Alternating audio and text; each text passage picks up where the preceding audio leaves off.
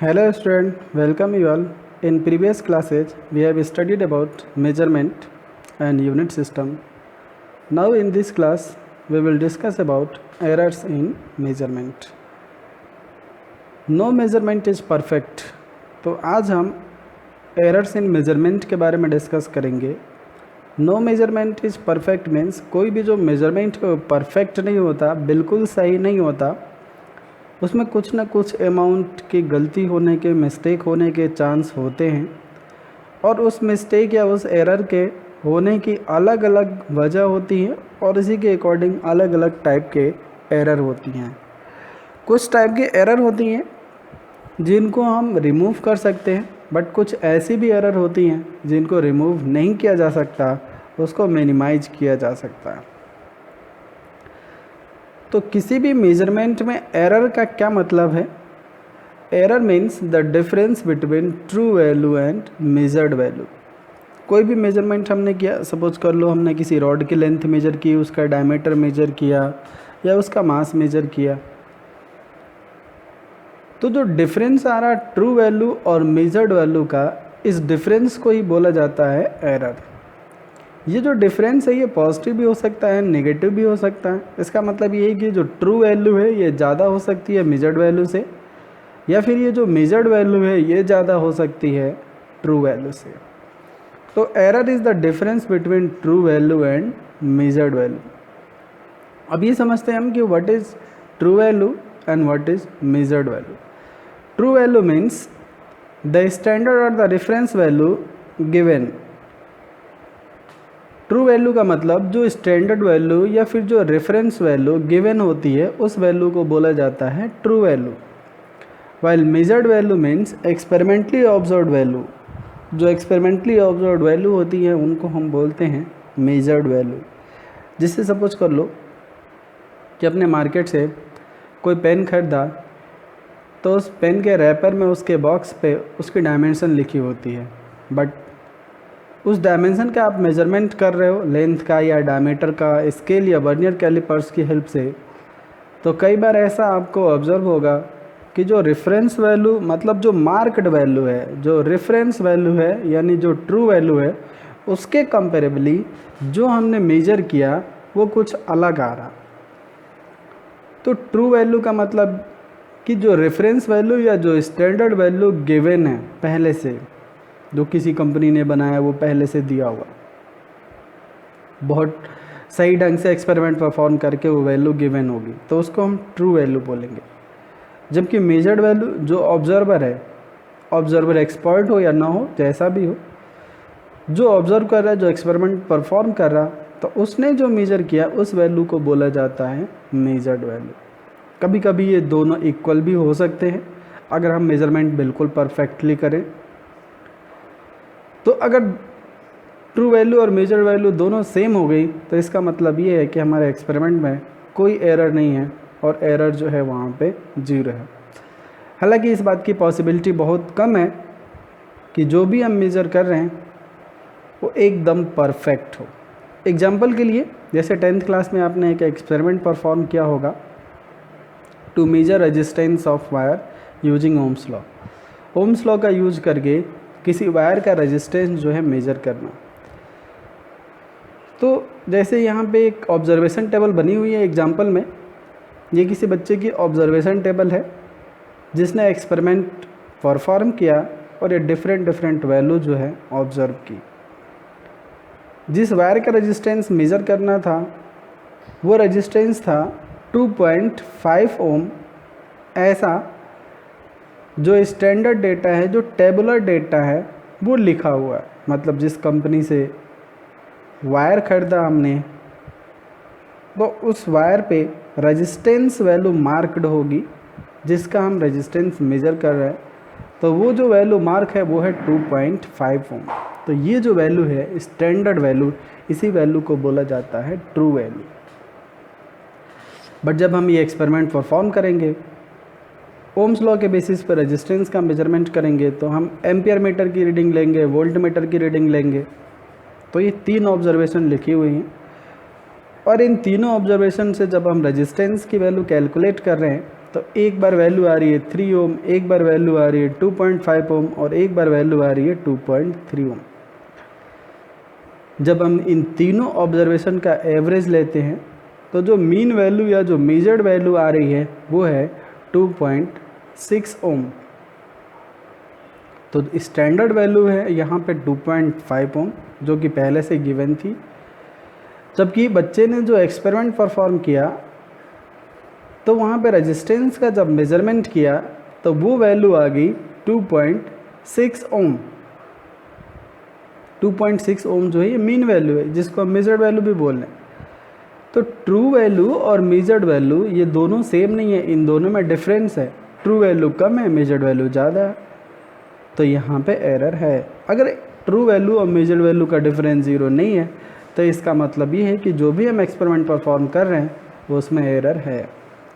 तो यही एरर का कॉन्सेप्ट होता है। कोई भी एक्सपेरिमेंट हो, हम कुछ भी मेज़रमेंट करें, परफेक्ट हो ऐसा कोई ज़रूरी नहीं है। परफेक्ट होने के चांसेस जो हैं वो बहुत ही कम होते हैं। एरर होने की पॉसिबिलिटी जो है वो बहुत रहती है, भले ही वो एरर का अमाउंट जो है कम से कम हो, बट फिर भी रहती है।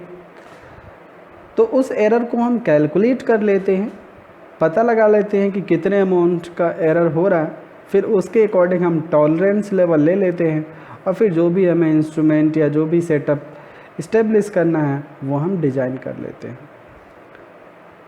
तो ये एरर्स इन मेजरमेंट टॉपिक में हम यही डिस्कस करेंगे, कौन कौन से एरर हैं और उनकी वजह क्या है, क्यों एराइज होते हैं, कैसे हम उन्हें रिमूव कर सकते हैं। Now we will discuss about types of errors. तो अब हम एरर के टाइप्स के बारे में डिस्कस करेंगे। फर्स्ट एरर है constant error, systematic error. Systematic error के 4 पार्ट हैं: instrumental error, error due to imperfection in experimental technique, personal error, error due to external cause और natural error, list count error, gross error और mistake. तो इतने type की mainly error होती है, इन्हीं को हमें डिस्कस करना है। तो अब एक एक को हम डिस्कस करते हैं। फर्स्ट एरर है कांस्टेंट एरर। जैसा कि नाम से ही लग रहा है कि ये जो एरर है ये कांस्टेंट अमाउंट की होती होगी। तो the error which affects each observation bye same amount every time. हम कोई भी मेजरमेंट कर रहे हैं, कोई भी ऑब्जर्वेशन ले रहे हैं, कितने भी ढंग से हम एक्सपेरिमेंट परफॉर्म कर रहे हैं, बट हमेशा गलती हो रही है। और जो मिस्टेक है, जो गलती हो रही है, जो एरर हो रही है, वो हमेशा सेम अमाउंट की हो रही है। एरर का अमाउंट चेंज नहीं हो रहा।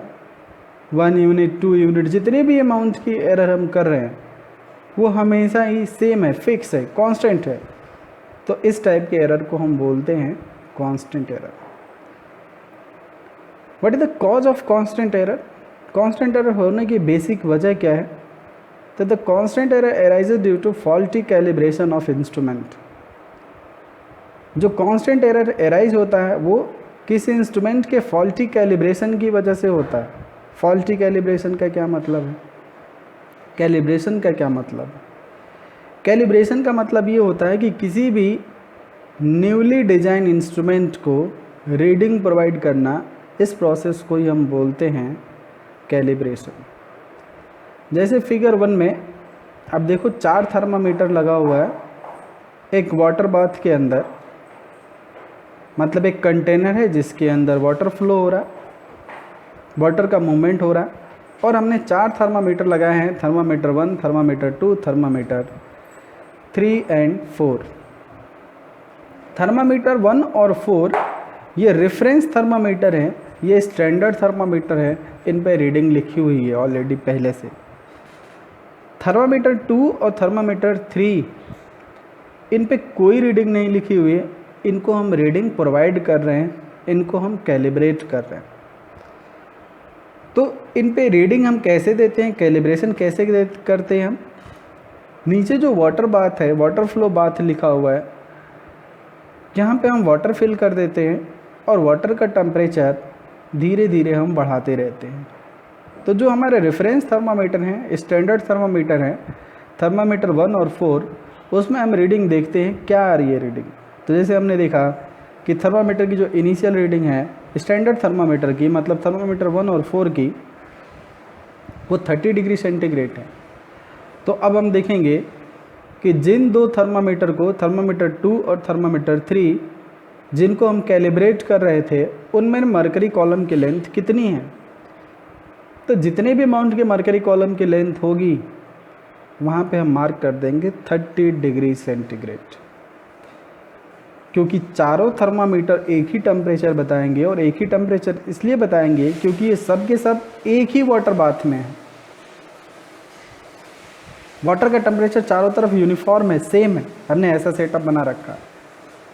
तो जब पूरे वाटर का टेम्परेचर सेम होगा तो हर एक थर्मामीटर जो होगा सेम रीडिंग शो करेगा।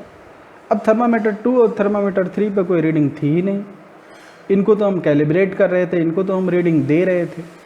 जबकि थर्मामीटर 1 और 4 ये स्टैंडर्ड थर्मामीटर है, रेफरेंस थर्मामीटर है, इन्हीं को देख के हमने जाना कि 30 डिग्री सेंटीग्रेड टेम्परेचर वाटर का है। और फिर थर्मामीटर 2 और थर्मामीटर 3 पे हमने मार्किंग कर दी। अब फिर से वाटर बाथ का टेम्परेचर बढ़ाएंगे 35। हमने देखा कि अब जो टेम्परेचर रीड कर रहा है थर्मामीटर 1 और थर्मामीटर 4, ये 35 डिग्री सेंटीग्रेड टेम्परेचर रीड कर रहा है। तो फिर थर्मामीटर 2 और थर्मामीटर 3 पे मरकरी का लेवल जितना भी बढ़ गया होगा उसके सामने हम मार्क कर देंगे 35। इस तरीके से हम वाटर का टेम्परेचर बढ़ाते रहेंगे और जो भी थर्मामीटर की रेंज होगी उस लिमिट के अंदर हम मार्किंग करते जाएंगे। जैसे जैसे टेम्परेचर बढ़ता जाएगा वैसे वैसे मरकरी कॉलम की लेंथ भी बढ़ती जाएगी, क्योंकि मरकरी का वॉल्यूम बढ़ता है टेम्परेचर बढ़ने से।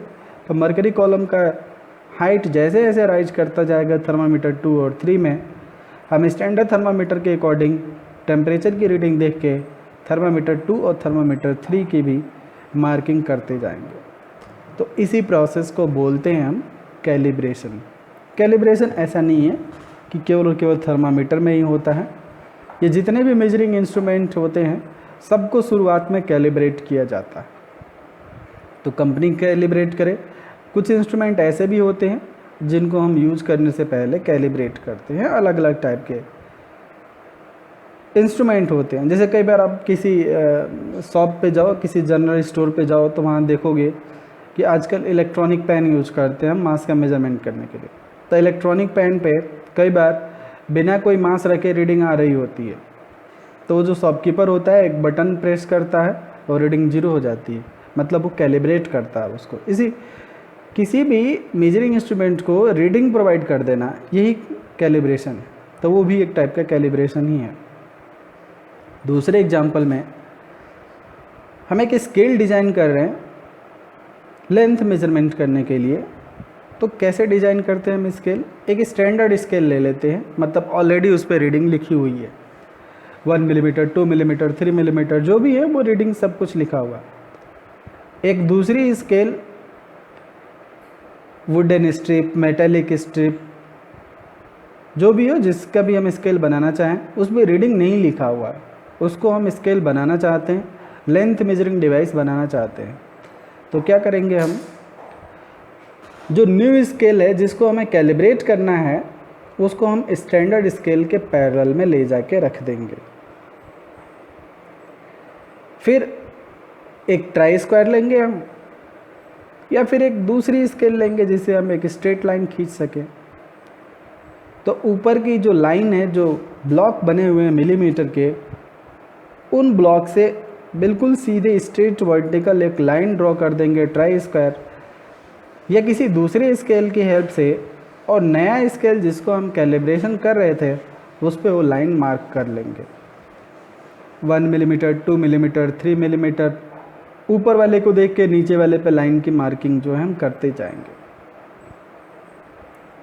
कई बार ऐसा होता है कि मार्किंग करते समय पेंसिल की जो थिकनेस है, टिप की जो थिकनेस है, अगर वो ज़्यादा है तो 1 मिलीमीटर कोई बहुत बड़ी डिस्टेंस नहीं होती, काफ़ी छोटी डिस्टेंस है।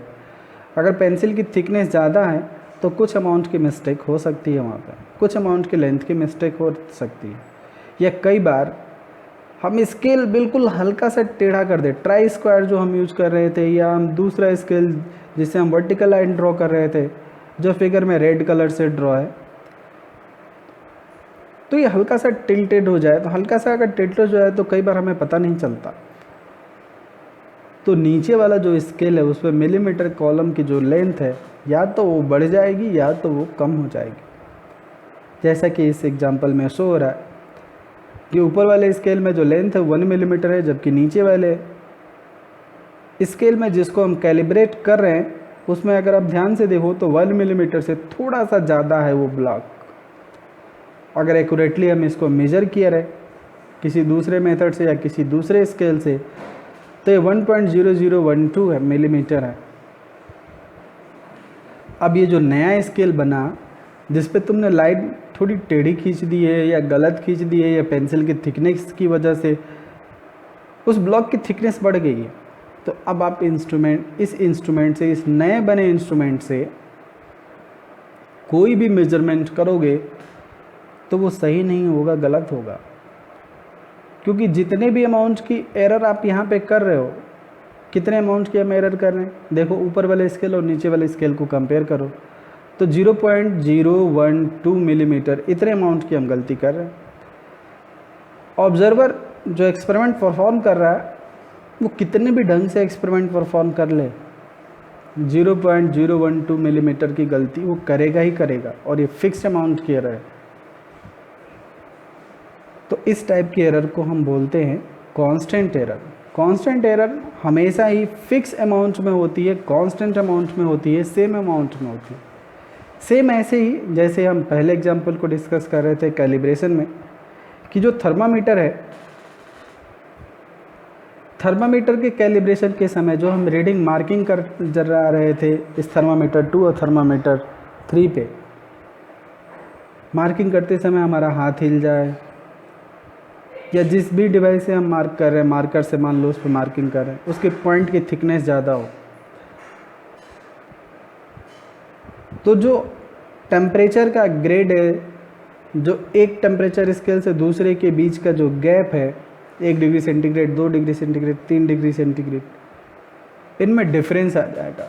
और ऐसे थर्मामीटर से आप कहीं भी टेम्परेचर मेज़र करो वो हमेशा गलत बताएंगे और हमेशा सेम अमाउंट की मिस्टेक बताएंगे। तो इस टाइप की एरर को हम कांस्टेंट एरर बोलते हैं और ये इंस्ट्रूमेंट के फॉल्टी कैलिब्रेशन की वजह से अराइज होते हैं। अब ये हमें कैसे पता चला होगा कि हमारा इंस्ट्रूमेंट जो है गलत है? हमने तो कैलिब्रेट किया, हमें तो यही लगा होगा कि हम बिल्कुल सही मार्किंग की है हमने और इंस्ट्रूमेंट हमारा बिल्कुल सही बना होगा। तो फिर ये बात हमें कैसे पता चली होगी कि ये जो इंस्ट्रूमेंट हमने अभी कैलिब्रेट किया है, ये जो कंपनी ने कैलिब्रेट करके हमें दिया हुआ है, इसमें मिस्टेक है, इसमें एरर है? ये बात हमें कैसे पता चलेगी? हम सेम उसी फिजिकल क्वांटिटी का मेजरमेंट किसी दूसरे इंस्ट्रूमेंट से करेंगे या किसी दूसरे मेथड से यूज़ करेंगे मेजरमेंट करने के लिए।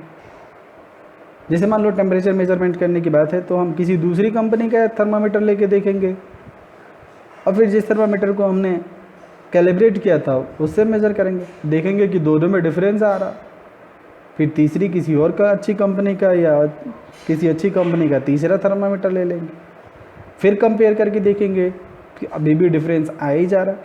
इसका मतलब ये जो थर्मामीटर हमने कैलिब्रेट किया है इसमें गलती है। तो इस तरीके से हम पता लगा सकते हैं कि कांस्टेंट एरर हो रही है। सेम यही बात स्केल के साथ है।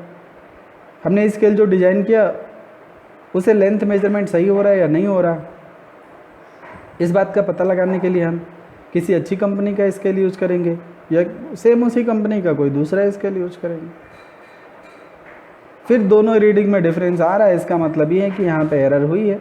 तो इस तरीके से कांस्टेंट एरर का पता लगाया जा सकता है। अभी जो कांस्टेंट एरर है इसको रिमूव कैसे करेंगे? तो या तो आप इंस्ट्रूमेंट को सही ढंग से कैलिब्रेट करो या फिर कोई और किसी अच्छी कंपनी का इंस्ट्रूमेंट यूज करो। तो इस तरीके से हम कांस्टेंट एरर को रिमूव कर सकते हैं। तो ये था कांस्टेंट एरर के बारे में। नेक्स्ट डिस्कस करते हैं। Second type of error is systematic error. तो अब हम सिस्टमेटिक एरर के बारे में डिस्कस करेंगे। सिस्टमेटिक एरर जो है किसी भी मेजरमेंट में ऐसी एरर होती है जो किसी न किसी स्पेसिफिक रूल से गवर्न होती है। मतलब कोई ना कोई वजह होती है उसकी और उस वजह को हम ट्रेस कर सकते हैं, पता लगा सकते हैं। अगर हमने ये पता लगा लिया कि वो किस वजह से एरर हो रही है तो हम उसको रिमूव भी कर सकते हैं, या फिर हम वहाँ पे करेक्शन फैक्टर अप्लाई करके और अपनी रीडिंग को सही कर सकते हैं। सिस्टमेटिक एरर पॉजिटिव भी हो सकती है और नेगेटिव भी हो सकती है। अभी हमने डिस्कस किया था कि जो सिस्टमेटिक एरर है इसको हम फर्दर क्लासीफाई कर सकते हैं और इसके 4 टाइप हैं, जिसमें से कि फर्स्ट है इंस्ट्रूमेंटल एरर। तो इंस्ट्रूमेंटल एरर के बारे में हम डिस्कस करेंगे। इंस्ट्रूमेंटल एरर, जैसे नाम से ही लग रहा है कि इंस्ट्रूमेंट में एरर होगी, जिस भी इंस्ट्रूमेंट से हम मेजरमेंट कर रहे हैं उसमें एरर होगी, उसमें प्रॉब्लम होगी, तो इस टाइप के एरर को हम बोलते हैं instrumental error. The error which arises due to defect in measuring instrument, जो मेजरिंग इंस्ट्रूमेंट है हमारा उसमें अगर कोई डिफेक्ट है उसकी वजह से एरर हो रही है, तो इस टाइप के एरर को हम बोलते हैं instrumental error. For example wearing of metre scale, किसी मीटर स्केल का टेढ़ा हो जाना। जैसे आप किसी शॉपकीपर पे जाओ कपड़ा लेने, तो उसके पास एक मीटर स्टिक होती है, 1 मीटर जिसकी लेंथ होती है, और उसे वो कपड़े की लेंथ मेजर करता है और फिर आपको दे देता है। वो जो स्केल होती है शॉपकीपर के पास वो मेटल की बनी होती है, और मेटल को अगर हम लंबे टाइम तक यूज करें तो उसके टेढ़ा हो जाने के चांस, वियरिंग हो जाने के चांस ज़्यादा होते हैं। तो कई बार वो स्केल जो है टेढ़ी हो जाती है, हल्की सी थोड़ा सा ऐसे कर्व शेप में हो जाती है, और उसकी कर्वनेस इतनी कम होती है कि बहुत ध्यान से देखेंगे हम तभी पता चलेगा, अदरवाइज हमें वो ऐसे देखने में तो स्ट्रेट ही नज़र आती है। अब इस इंस्ट्रूमेंट से हम जब भी कपड़े की लेंथ मेजर करेंगे,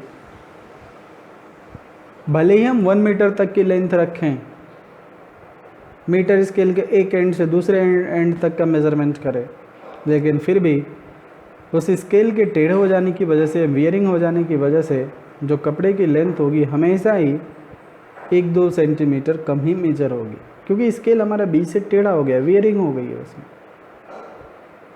तो इस टाइप के एरर को हम बोलते हैं इंस्ट्रूमेंटल एरर, जो इंस्ट्रूमेंट में प्रॉब्लम होने की वजह से एराइज होती है। कैसे हम इसको पता लगा सकते हैं और कैसे इसको हम रिमूव कर सकते हैं? मान लो आप किसी शॉपकीपर से कपड़े लिए एग्जैक्टली 2 मीटर, आपको शर्ट सिलवानी है, 2 मीटर कपड़ा लिया, फिर जाओ अब टेलर के पास, टेलर को दोगे, टेलर ने कहा भैया ये तो आपने जो कपड़ा दिया है ये 2 मीटर तो है ही नहीं, ये तो 195 सेंटीमीटर है या 196 सेंटीमीटर है। तो टेलर के पास जो स्केल है वो सही है और इसी वजह से उसने एक्यूरेट मेजरमेंट किया। शॉपकीपर ने भी आपको जो मेजर करके दिया वो भी सही मेजर किया है, लेकिन उसे ये नहीं पता कि उसका स्केल जो लंबे टाइम से वो यूज कर रहा है वो टेढ़ा हो गया, जिसकी वजह से लेंथ जो है वो कपड़े की कम मेजर हो रही है हर बार, चाहे वो कितने भी ढंग से एक्सपेरिमेंट परफॉर्म करे, इट डजेंट मैटर, इससे कोई फ़र्क नहीं पड़ता। तो इंस्ट्रूमेंट में एरर होने की वजह से जो प्रॉब्लम होती है, इस टाइप के एरर को हम बोलते हैं इंस्ट्रूमेंटल एरर। इसका हम पता लगा सकते हैं, इसको हम डिटेक्ट कर सकते हैं by measuring the same physical quantity with different instrument और बाय डिफरेंट मेथड। तो डिफरेंट इंस्ट्रूमेंट या डिफरेंट मेथड मतलब, हाँ, जैसे हमने कपड़ा लिया और दर्जी के पास गए, टेलर के पास, तो उसके पास किसी और तरीके का स्केल होगा, किसी और कंपनी का होगा या नया स्केल होगा उसके पास, उसने मेजर किया और फिर बताया कि दोनों में डिफरेंस है। नेक्स्ट एग्जांपल है कि अभी आप 11th क्लास में हो सकता है एक्सपेरिमेंट परफॉर्म किया है या करोगे, वर्नियर कैलिपर्स, स्क्रू गेज, इनका एक्सपेरिमेंट परफॉर्म करोगे। दोनों ही लेंथ मेजरिंग डिवाइस हैं, कम से कम लेंथ का मेजरमेंट करते हैं। वर्नियर कैलिपर्स जो है मिलीमीटर के 10वें हिस्से को 1/10 पार्ट को एग्जैक्टली सही मेजर कर लेता है, जबकि जो स्क्रू गेज है वो मिलीमीटर के 100th पार्ट को 1/100 टाइम्स लेंथ को आसानी से मेजर कर लेता है एक्यूरेटली। दोनों में ही 2 स्केल होते हैं। जैसे वर्नियर कैलिपर्स की हम बात करें तो इसमें मेन स्केल होता है और वर्नियर स्केल होता है। अगर हम स्क्रू गेज की बात करें तो उसमें मेन स्केल होता है या लीनियर स्केल होता है और सर्कुलर स्केल होता है। इनिशियली अगर मैं स्क्रू गेज की बात करूं तो जब दोनों स्टड आपस में मिले हुए हों तो मेन स्केल और सर्कुलर स्केल का जीरो दोनों एक दूसरे से कोइंसाइड करना चाहिए। जबकि वर्नियर स्केल में, वर्नियर कैलिपर्स में, जैसे कि डायग्राम में गिवन है, फर्स्ट डायग्राम में जहाँ पे लिखा है नो जीरो एरर, तो वर्नियर स्केल में भी दो स्केल हैं, एक है मेन स्केल और दूसरा है वर्नियर स्केल। इन दोनों के जीरो एक दूसरे से कोइंसाइड करने चाहिए इनिशियली, शुरुआत में, जब हमने दोनों लोअर जॉ के बीच में कोई ऑब्जेक्ट नहीं रखा हुआ है। तो मेन स्केल और वर्नियर स्केल का दोनों का जीरो अगर एग्जैक्टली एक दूसरे से कोइंसाइड हो रहा है, जैसा कि डायग्राम में शो हो रहा है, तो इसका मतलब कोई एरर नहीं है इंस्ट्रूमेंट में, तो नो जीरो एरर, और कोई करेक्शन फैक्टर यहाँ पे ऐड या सब्सट्रैक्ट करने की ज़रूरत नहीं है। लेकिन दूसरे डायग्राम में देखो, ठीक नीचे मेन स्केल का जीरो और वर्नियर स्केल का जीरो दोनों एक दूसरे को कोइंसाइड नहीं कर रहे। मेन स्केल का जीरो जो है वर्नियर स्केल के जीरो के राइट हैंड साइड में आ गया है, तो इस टाइप के एरर को हम बोलते हैं नेगेटिव एरर। इस नेगेटिव एरर को हम कैलकुलेट करते हैं, फिर एक करेक्शन फैक्टर बनाते हैं और उस करेक्शन फैक्टर को हम ऐड या सब्सट्रैक्ट कर देते हैं। वो डिपेंड करता है कि एरर नेगेटिव है या फिर पॉजिटिव है। ये एरर पॉजिटिव होती अगर मेन स्केल का जीरो वर्नियर स्केल के जीरो के लेफ्ट में चला जाता। तो ये था इंस्ट्रूमेंटल एरर। इंस्ट्रूमेंटल एरर जो है मेजरिंग इंस्ट्रूमेंट में डिफेक्ट की वजह से एराइज होता है।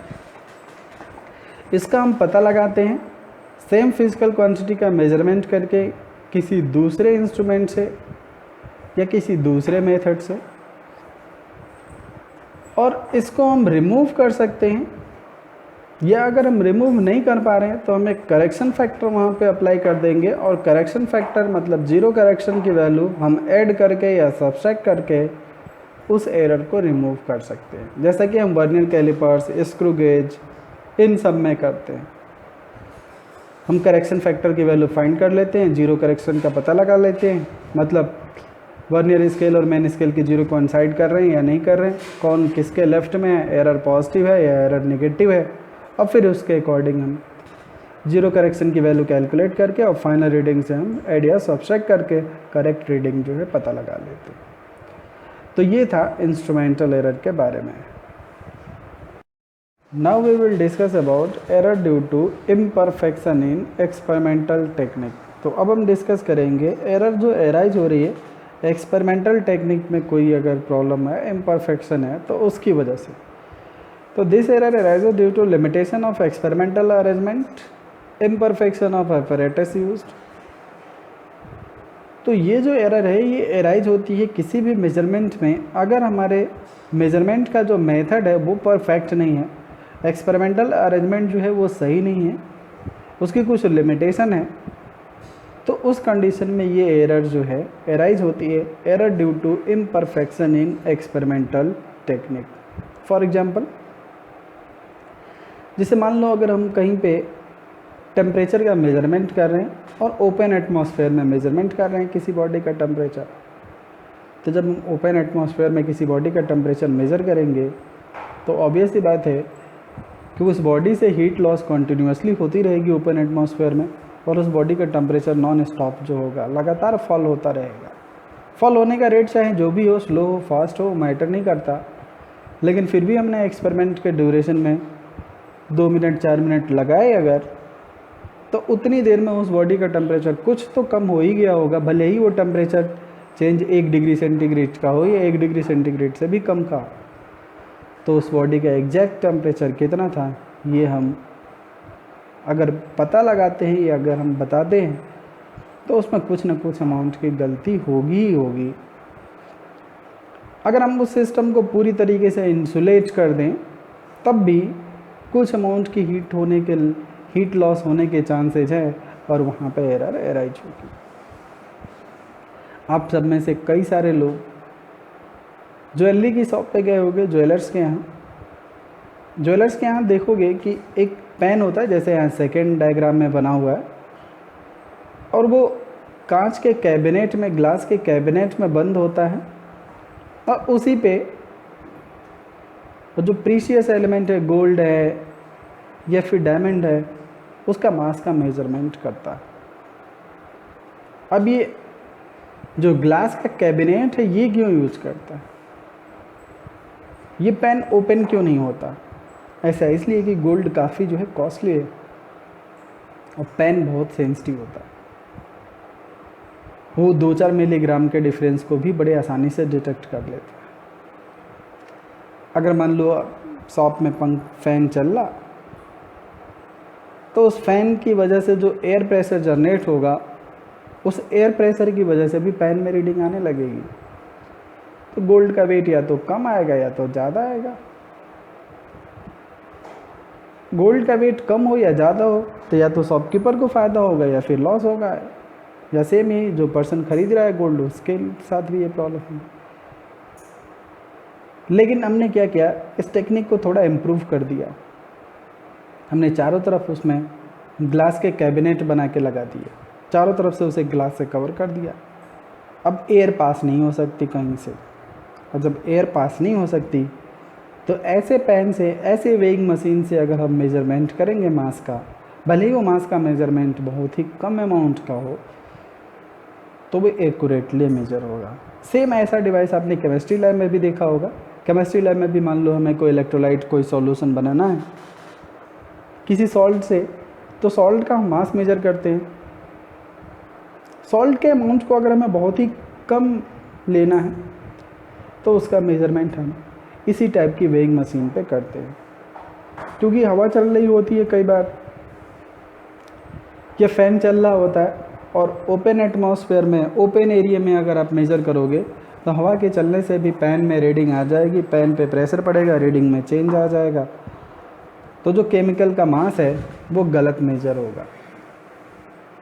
बट अगर हम अपनी टेक्निक को इम्प्रूव कर ले, मतलब उस पेन को चारों तरफ से ग्लास कैबिनेट से कवर कर दे, तो इस टाइप की प्रॉब्लम जो होगी वो एराइज नहीं होगी। फर्स्ट एग्जांपल में, जैसे कोई कार मोशन में है, हम उसका थ्रस्ट, उसकी पावर को कैलकुलेट कर रहे हैं कि कितना पावर या कितना थ्रस्ट वो जनरेट कर रही है, और उस समय तेज़ हवा चल रही है, तो तेज़ हवा जो चल रही है वो कार पे प्रेशर अप्लाई करेगी और उसकी स्पीड को स्लो कर देगी। तो एग्जैक्टली कार कितना थ्रस्ट जनरेट कर सकती है ये हम पता नहीं कर पाएंगे। अगर हम अपने मेथड को इम्प्रूव करें, मतलब ऐसे दिन में हम करें या किसी ऐसे बड़े से बंद एरिया में हम कार का थ्रस्ट का मेजरमेंट करें जहाँ पे विंड वेलोसिटी का कोई इफेक्ट नहीं हो, तो हमें अच्छा रिजल्ट मिलेगा, सही रिजल्ट मिलेगा। तो इस तरीके से हम अपनी टेक्निक को इम्प्रूव करके जो मेजरमेंट है उसको परफेक्ट कर सकते हैं, या फिर अगर हम परफेक्ट भी ना कर पाए तो एरर होने की जो वजह है उसको रिमूव कर सकते हैं। रिमूव नहीं कर पाए तो कुछ हद तक हम उसे कम कर सकते हैं। तो ये था error due to imperfection in experimental technique. Next type of systematic error is personal error. Personal error arises due to taking improper precautions, carelessness of observer. ये जो पर्सनल एरर है, नाम से ही लग रहा है कि जो पर्सन एक्सपेरिमेंट को परफॉर्म कर रहा है, जो ऑब्जर्वर है, उसकी गलती की वजह से अगर एरर हो रही है मेजरमेंट में, तो इस टाइप के एरर को हम बोलते हैं पर्सनल एरर। पर्सनल लेवल पे हो रही है पर्सनल एरर। इसको रिमूव कैसे कर सकते हैं या हम इसको मिनिमाइज कैसे कर सकते हैं? हम नंबर ऑफ़ ऑब्जर्वेशंस बढ़ा दें। मतलब हो सकता है हमने एक्सपेरिमेंट परफॉर्म किया, पहली बार गलती कर दी हो, दूसरी बार एक्सपेरिमेंट को करेंगे तो हो सकता है सही करें, तीसरी बार चौथी बार सही करें, हो सकता है पांचवी बार गलती करें, छठी बार सातवीं बार हमने सही किया। तो इस तरीके से हम नंबर ऑफ़ ऑब्जर्वेशंस बढ़ा देंगे तो ज़्यादा हमें अच्छा रिजल्ट मिलेगा। ये जो पर्सनल एरर है, इसके एग्जाम्पल क्या हो सकते हैं? कैसे कोई ऑब्जर्वर जो है वो मिस्टेक करता है। उसके बारे में हम डिस्कस कर रहे हैं। जैसे एक सिंपल सा एक्सपेरिमेंट है, सिंपल पेंडुलम। आगे चल के आप करोगे सिंपल पेंडुलम एक्सपेरिमेंट, जहाँ पे सिंपल पेंडुलम की लेंथ फाइंड करनी है, या फिर अगर हमें लेंथ पता है उसका टाइम पीरियड भी बता सकते हैं, या फिर एक्सेलरेशन ड्यू टू ग्रेविटी की वैल्यू। तो पेंडुलम में जो मास नीचे लगा हुआ होता है उसको हम बोलते हैं बॉब। एक स्ट्रिंग से जुड़ा हुआ होता है, एक फिक्स पॉइंट पे हम उसको ज्वाइन कर देते हैं। बॉब को स्लाइटली लेफ्ट हैंड साइड या राइट हैंड साइड में किसी भी एक साइड हम डिस्प्लेस कर देते हैं और फिर हम बॉब को रिलीज करते हैं। जैसे ही बॉब को रिलीज करते हैं एग्जैक्टली तुरंत ही स्टॉप वॉच हमें ऑन करनी होती है।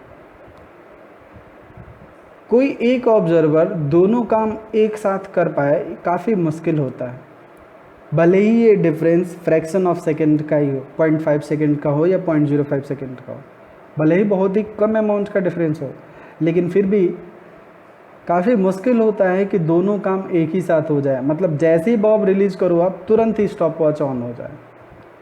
अगर यहाँ 0.5 सेकेंड की भी गलती की तो वो गलती तो मिस्टेक तो है ही, एरर तो आएगी। तो इसको रिमूव कैसे करें कि जितना अच्छा परफेक्शन हो सकता है उतना अच्छा परफेक्शन लाएं। मतलब हम ये कोशिश करें कि ये जो टाइम का डिफरेंस हम भी बोल रहे हैं कि 0.5 सेकेंड का आ रहा है, तो ये डिफरेंस और कम से कम का हो। और ये कैसे हो सकता है, हम बार बार प्रैक्टिस करें या नंबर ऑफ़ ऑब्जर्वेशन हम बढ़ा दें। जैसे हम एक ऑब्जर्वेशन के बेसिस पे कोई कंक्लूजन न निकालें, 2, 4, 5 या 10 ऑब्जर्वेशन ले, तो वो फिर हमें ज़्यादा एक्यूरेट रिजल्ट जो है मिलेगा।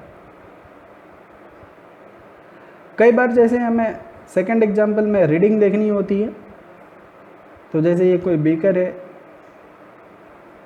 टेस्ट ट्यूब है, या कोई मेजरिंग इंस्ट्रूमेंट है जिस पे रीडिंग लिखी हुई है, हमें लिक्विड का वॉल्यूम मेज़र करना। तो लिक्विड के वॉल्यूम को मेज़र करने का सबसे बेस्ट तरीका ये है कि लिक्विड के ठीक लेवल पे रीडिंग देखी जानी चाहिए, जो कि ग्रीन कलर से मार्क है। लेकिन अब लिक्विड के लेवल से ऊपर या लिक्विड के लेवल से नीचे अगर आप रीडिंग देखते हो आँखों का लेवल, तो अपनी आँखों का लेवल अगर लिक्विड के लेवल से ऊपर या नीचे करते हो तो रिफ्रैक्शन की वजह से जो लिक्विड का टॉप सरफेस है वो शिफ्ट हो जाएगा। रिफ्रैक्शन हमने पढ़ा है कि किसी भी ऑब्जेक्ट की जो पोजीशन है उसमें स्लाइट चेंज आ जाता है ड्यू टू रिफ्रैक्शन, क्योंकि लाइट रे जब एक मीडियम से दूसरे मीडियम में पास होती है तो अपने पाथ से डेविएट हो जाती है, बेंड हो जाती है। तो उस रिफ्रैक्शन की वजह से यहाँ पे एरर आ जाएगी। तो इस एरर को भी हम रिमूव कर सकते हैं। जो ऑब्जर्वर है वो सही ढंग से एक्सपेरिमेंट परफॉर्म करे और बार बार एक्सपेरिमेंट परफॉर्म करे, नंबर ऑफ़ ऑब्जर्वेशन जो है बढ़ा दे। और भी बहुत सारे एग्जाम्पल हैं, जैसे कि कोई मेजरिंग इंस्ट्रूमेंट है जिसके ऊपर ग्लास स्लैब लगा हुआ है या ग्लास की सीट लगी हुई है, और उसके मेजर में जैसे तो आपने वोल्ट मीटर देखा है या मीटर देखा है, तो इन डिवाइस के ऊपर एक ग्लास की सीट लगी होती है। ऐसे डिवाइस की रीडिंग ठीक सामने से देखना पड़ता है 90 डिग्री के एंगल से, पॉइंटर के ठीक ऊपर से। अगर हमने स्लाइटली राइट हैंड साइड या लेफ्ट हैंड साइड किसी भी एक साइड से देखा तो पॉइंटर की जो इमेज है वो स्लाइटली शिफ्ट हो जाएगी, क्योंकि ग्लास है उससे रिफ्रैक्शन होगा और रिफ्रैक्शन से जो पॉइंटर है उसकी एग्जैक्ट पोजीशन नहीं नज़र आएगी। ये बिल्कुल ऐसा ही है जैसे पानी के अंदर किसी पेंसिल को डालो तो पेंसिल हमें टेढ़ी नज़र आती है। ठीक ऐसा ही काम यहाँ पे भी हो रहा होगा अमीटर और वोल्ट मीटर की रीडिंग को देखने में भी। तो इसको हम रिमूव कर सकते हैं कि जो ऑब्जर्वर है वो सही ढंग से एक्सपेरिमेंट परफॉर्म करे, प्रॉपर तरीके से सही ढंग से प्रॉपर प्रिकॉशन फॉलो करे, ठीक 90 डिग्री पे देखे, तो इस टाइप की एरर को हम मिनिमाइज कर सकते हैं। तो ये था पर्सनल एरर के बारे में। नेक्स्ट टाइप के एरर है सिस्टमेटिक एरर है, error due to external cause और नेचुरल एरर। तो अगले जो टाइप की एरर है वो है error due to external cause या फिर natural error. This error arises due to change in physical condition like temperature, pressure, humidity. ये एरर एराइज होती है एक्सपेरिमेंट की ड्यूरेशन में अगर फिजिकल कंडीशन में वेरिएशन आ जाए। जैसे मान लो अभी आप ओम्स लॉ एक्सपेरिमेंट परफॉर्म कर रहे हो, तो ओम्स लॉ है V proportional to I at constant temperature. Experiment के ड्यूरेशन में, एक्सपेरिमेंट परफॉर्म करने में हमें 10, 15, 20 मिनट तो कुछ ना कुछ टाइम लगता ही है। अचानक से बारिश होने लगी या कुछ भी ऐसा हुआ जिसकी वजह से टेम्परेचर फॉल हो गया, तो जब टेम्परेचर चेंज आ जाएगा तो V प्रोपोर्शनल टू I का जो रिलेशन है वो कांस्टेंट नहीं रह पाएगा। मतलब जो कांस्टेंट हम वहाँ पे रेजिस्टेंस लिखते हैं, उस रेजिस्टेंस की वैल्यू में वेरिएशन आ जाएगा। तो फिर रेजिस्टेंस का मेजरमेंट जो हम कर रहे हैं वो सही नहीं आएगा, वो चेंज आने लगेगा, बदल के आने लगेगा। तो ये एक्सटर्नल फैक्टर, नेचुरल एरर है। जो सराउंडिंग है हमारा, जो है जहाँ पे हम एक्सपेरिमेंट परफॉर्म कर रहे हैं, उसमें चेंज आने की वजह से ये एरर जो है एराइज हुई है। नेक्स्ट एग्जांपल है कि कुछ घड़ियाँ होती हैं जिनमें पेंडुलम होता है।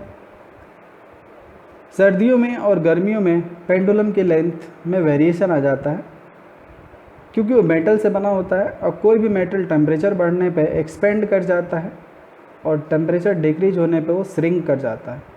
तो जब पेंडुलम की लेंथ चेंज हो जाएगी, गर्मियों में लेंथ बढ़ जाएगी, सर्दियों में लेंथ कम हो जाएगी, तो पेंडुलम का टाइम पीरियड भी चेंज हो जाएगा। क्योंकि पेंडुलम का टाइम पीरियड होता है T = 2π√L/G। और जब पेंडुलम का टाइम पीरियड चेंज हो जाएगा तो घड़ी जो है वो एग्जैक्ट टाइम नहीं बता पाएगी, भले ही वो डिफरेंस जो है टाइम का वो 1 सेकेंड हो या 2 सेकेंड हो या उससे भी कम हो। घड़ियों में छोटे छोटे गियर्स लगे होते हैं जो रोटेट करते रहते हैं कॉन्टिन्यूसली। वैसे तो जो अच्छी क्वालिटी की घड़ियां हैं उनमें गियर्स ऐसे मटेरियल से बनाया जाता है जिन पे टेम्परेचर का कोई इफेक्ट ना हो, लेकिन फिर भी अगर थोड़ा बहुत भी टेम्परेचर का इफेक्ट हुआ, गियर्स के साइज में थोड़ा बहुत भी चेंज आया, तो घड़ी के रोटेशन की जो स्पीड है वो चेंज हो जाएगी। तो ऐसा पॉसिबल है कि 24 घंटे में 1 सेकेंड या 2 सेकेंड या 0.1 सेकेंड का डिफरेंस आ जाए। बिल्कुल एग्जैक्टली एक्यूरेट टाइम 24 आवर पे जो नेडल है वो एग्जैक्टली अपनी पोजीशन को रिपीट नहीं करेगी। हो सकता है 1 सेकेंड या 0.1 सेकेंड का डिफरेंस आ जाए। तो ये जो एरर एराइज हो रही है, ये एक्सटर्नल फैक्टर के सराउंडिंग में वेरिएशन आने की वजह से एराइज हो रही है। कई बार मीटर स्केल जो हम यूज़ करते हैं लेंथ मेजरमेंट करने के लिए, तो ये भी मेटल का बना होता है और मेटल की लेंथ जो है सर्दियों में कम हो जाती है, बहुत ही कम वेरिएशन आता है, और गर्मियों में बढ़ जाती है। वेरिएशन कम होता है लेकिन फिर भी होता है। भले ये वेरिएशन जो 1 मीटर के लेंथ में करीब 1 मिलीमीटर का हो या इससे भी कम का हो, लेकिन फिर भी अगर हमें एग्जैक्ट मेजरमेंट करना है तो कुछ ना कुछ अमाउंट की एरर तो हमें वहाँ पे देखने को मिलेगी ही मिलेगी। तो ये error due to external cause या नेचुरल एरर एराइज होती है एटमॉस्फेयर की जो फिजिकल कंडीशन है, प्रेशर, टेम्परेचर और ह्यूमिडिटी, इनमें वेरिएशन होने की वजह से। और इसको हम कम कर सकते हैं। हम ऐसा डिवाइस सेटअप करें या ऐसा इंस्ट्रूमेंट डेवलप करें जिन पे इन एक्सटर्नल फैक्टर का कोई इफेक्ट ना हो। Type of error is list count error. तो अगली जो एरर है वो है list count error. List count means minimum measuring capacity of an instrument. किसी भी इंस्ट्रूमेंट की जो मिनिमम मेजरिंग कैपेसिटी होती है उसी को बोला जाता है लिस्ट काउंट। फॉर एग्जांपल, जैसे कोई मीटर स्केल है तो वो कम से कम कितनी लेंथ मेजर करता है, 1 मिलीमीटर, या फिर ये कह लो कि 0.1 सेंटीमीटर, तो वो उसकी लिस्ट काउंट हुई। सबसे छोटा से छोटा ब्लॉक उस स्केल पे कितनी लेंथ का है। तो मीटर स्केल आपने सबने देखा होगा, उस पर जो सबसे छोटा ब्लॉक होता है 1 सेंटीमीटर का 1 मिलीमीटर का होता है, या फिर उसको कह लो कि वो 0.1 सेंटीमीटर का होता है। सेम ऐसे ही वर्नियर कैलिपर्स है। तो वर्नियर कैलिपर्स जो है ये कम से कम 0.01 सेंटीमीटर की लेंथ का मेजरमेंट कर सकता है आसानी से। तो ये इसकी लिस्ट काउंट हो गई। स्क्रू गेज की लिस्ट काउंट हो गई 0.001 सेंटीमीटर। तो least count error is the error arises due to limitation imposed by least count of measuring instrument. जो हमारा मेजरिंग इंस्ट्रूमेंट है उसकी लिमिटेशन है, उसके लिस्ट काउंट की लिमिटेशन है, और उसकी वजह से जो एरर एराइज हो रही है उस एरर को हम बोलते हैं लिस्ट काउंट एरर। जैसे सेकंड फिगर में देखो, हमारे पास एक वुडन स्ट्रिप है जो ग्रीन कलर से शो हो रहा है। इसके लेंथ का मेजरमेंट हम करना चाहते हैं। हमने इसके पैरेलल में एक स्केल रख दिया। अब जहाँ ब्लैक सर्किल बना वहाँ ध्यान से देखो, वुडन स्ट्रिप की जो लेंथ है वो 25 नंबर के ब्लॉक और 26 नंबर के ब्लॉक दोनों के ठीक बीच में है। तो अगर हम इस लेंथ को 25 मिलीमीटर कंसीडर करें तो हमने कम मेज़र किया। अगर हमने इसको 26 मिलीमीटर लिखा मतलब हम ज़्यादा लिख रहे हैं, क्योंकि लेंथ एक्चुअल में वुडन स्ट्रिप की 25 मिलीमीटर से ज़्यादा है और 26 मिलीमीटर से कम है।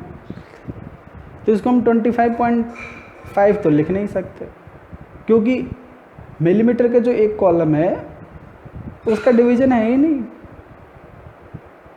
वो इतना छोटा डिवीज़न पॉसिबल भी नहीं है।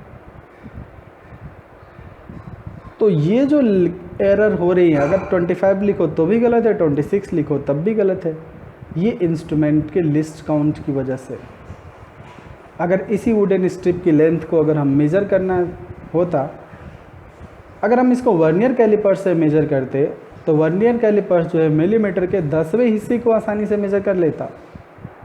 तो एग्जैक्टली वो 25 मिलीमीटर के बाद 0.1 मिलीमीटर है या 0.2 है या 0.3 है या 0.4 है, जो कुछ भी है वो वर्नियर कैलिपर्स पे आसानी से शो हो जाता और फिर हमें एक्यूरेट रीडिंग जो है मिल जाती।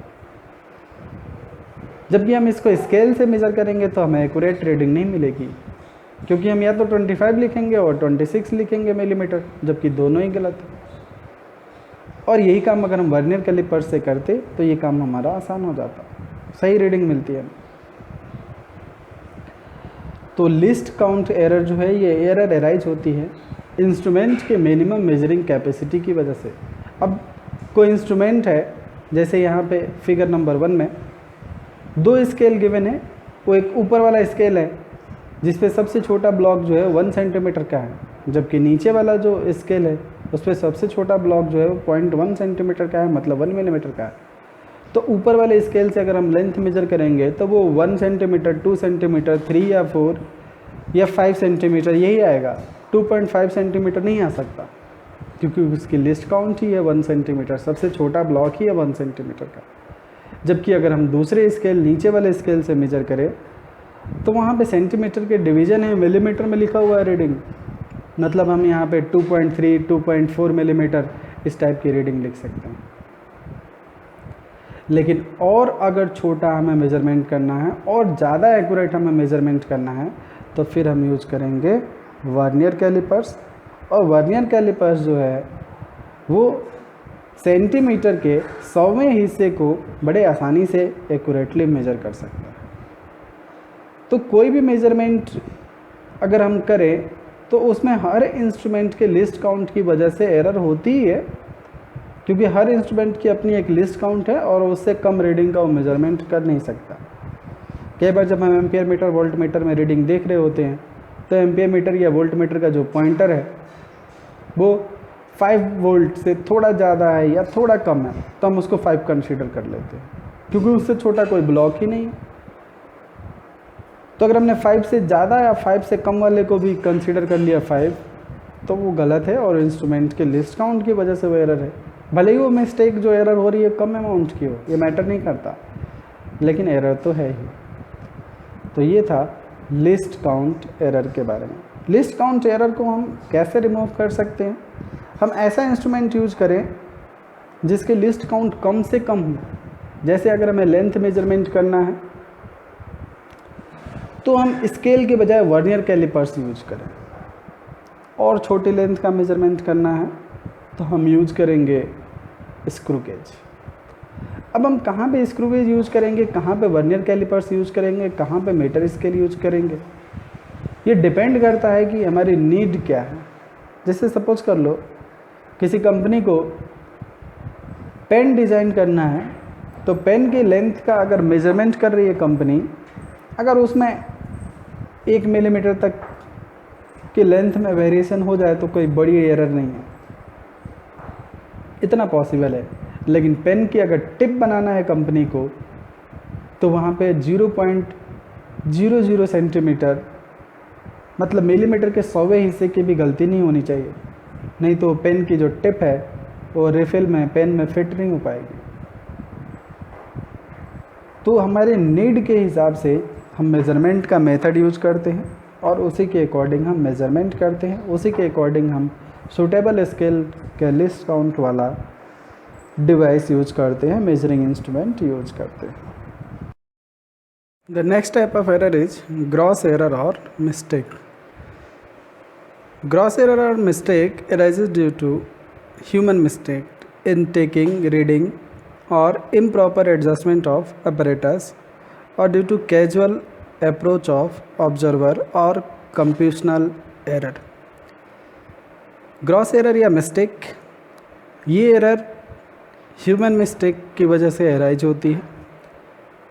इंस्ट्रूमेंट का हमने प्रॉपर सेटअप नहीं किया है, एडजस्टमेंट नहीं किया है। जैसे कोई इंस्ट्रूमेंट ऐसा है हमारा जिसमें एक्सेलरेशन ड्यू टू ग्रेविटी की वैल्यू अफेक्ट करती है एक्सपेरिमेंट को, तो हमारा एक्सपेरिमेंटल सेटअप जो है एग्जैक्टली हॉरिजेंटल होना चाहिए। तो जहाँ भी हम एक्सपेरिमेंट परफॉर्म कर रहे हैं उस टेबल को एग्जैक्ट हॉरिजेंटल होना चाहिए। तो स्पिरिट लेवल से हम उसका लेवल चेक कर लेते हैं कि वो हॉरिजेंटल है कि नहीं है। अगर ऐसा नहीं किया हमने, थोड़ा सा भी अगर वो टिल्टेड होगा तो जी की इफेक्टिव वैल्यू वहाँ पे काम करने लगेगी, जी की वैल्यू अदर देन 9.8 होगी और फिर वहाँ उस एक्सपेरिमेंट में एरर आएगी। कंप्यूटेशनल एरर भी आता है। अगर हम कोई कैलकुलेशन करें और उसमें अगर कोई मिस्टेक कर दें तो इस एरर को भी हम ग्रॉस एरर या फिर मिस्टेक की कैटेगरी में ही रखते हैं। कई बार ऐसा होता है कि हम रीडिंग देखते कुछ और हैं और लिख कुछ और देते हैं। जैसे हमने 2.2 देखा और लिख दिया हमने उसे 22 या 2.3 या 2.4 ऐसा कुछ लिख दिया हमने। तो ये जो ह्यूमन मिस्टेक है उसको हम बोलते हैं ग्रॉस एरर या मिस्टेक। अगर जो ऑब्जर्वर है, जो एक्सपेरिमेंट परफॉर्म कर रहा है, वो सही ढंग से एक्सपेरिमेंट परफॉर्म करे, सही ढंग से काम करे तो इस एरर को रिमूव किया जा सकता है। और फिफ्थ है, लास्ट टाइप के जो एरर है वो है रैंडम एरर। रैंडम एरर और by chance error. Random error या जो बाई चांस एरर है, ये जो ऑब्जर्वर है वो प्रॉपर अटेंशन नहीं पे करता, उसकी वजह से ये एरर जो है अराइज होती है। रैंडम एरर का जो एग्जैक्ट कॉज है वो ट्रेस नहीं किया जा सकता। ये एरर क्यों अराइज हो रही है एग्जैक्टली पता नहीं लगा पाते हैं, तो फिर इस एरर को हम रिमूव भी नहीं कर सकते, बट हम इसे मिनिमाइज कर सकते हैं by taking number of observations. कोई भी एक्सपेरिमेंट अगर आपने अभी तक किया हो 10th क्लास तक, या फिर नहीं किया है तो 11th में एक्सपेरिमेंट परफॉर्म करोगे, तो जब भी आप लैब में जाओगे टीचर आपको बोलेंगे कि आप जैसे वर्नियर कैलिपर्स यूज करो तो उसकी 5 रीडिंग फाइंड करो, 6 रीडिंग फाइंड करो, 7 रीडिंग फाइंड करो। ऐसा इसलिए बोला जाता है कि हर बार आप कितने भी ढंग से एक्सपेरिमेंट परफॉर्म कर लो, बट फिर भी आप देखोगे कि रीडिंग में स्लाइट वेरिएशन आ रहा।